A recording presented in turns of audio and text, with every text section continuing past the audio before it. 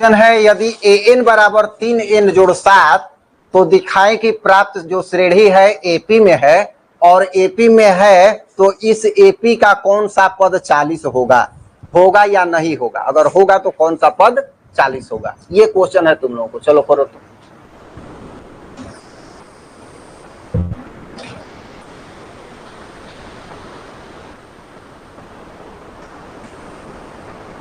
ऐसा ही क्वेश्चन देखो, पढ़ोगे ये सब आ जाएगा, ये कहोगे कि तो पढ़ाई नहीं हुआ है।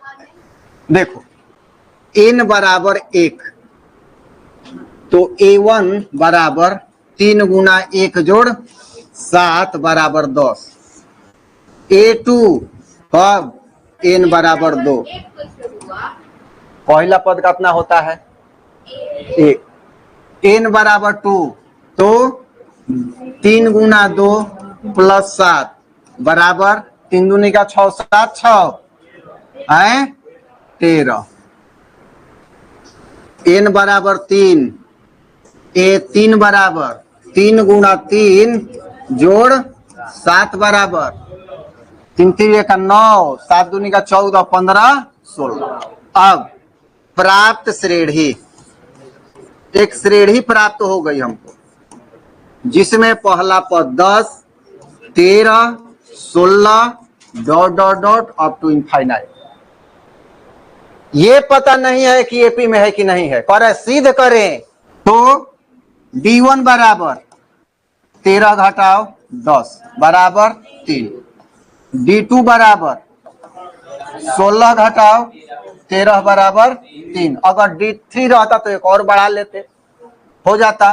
तो यहाँ d1 बराबर d2 बराबर d3 जितना भी होगा सब बराबर है। तो श्रेणी क्या है एपी में है।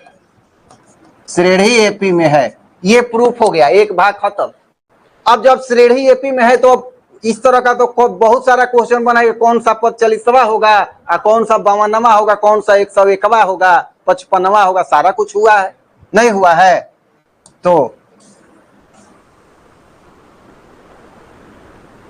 मान लिया कि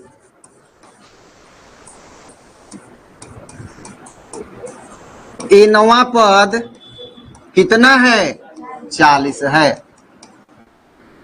nवां पद क्या है 40 है। अच्छा, इस एपी में बात करें तो a बराबर कितना 10, d बराबर 3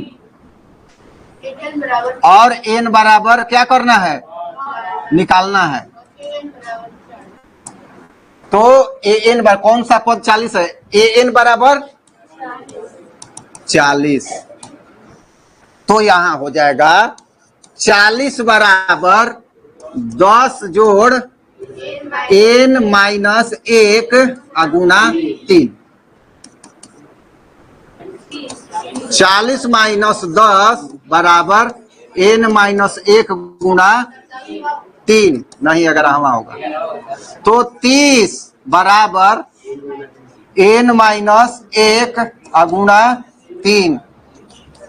n माइनस 1 बराबर 30/3 हो जाएगा। n बराबर 10 प्लस 1 n बराबर 11। तो n बराबर 11 इसका हो जाएगा।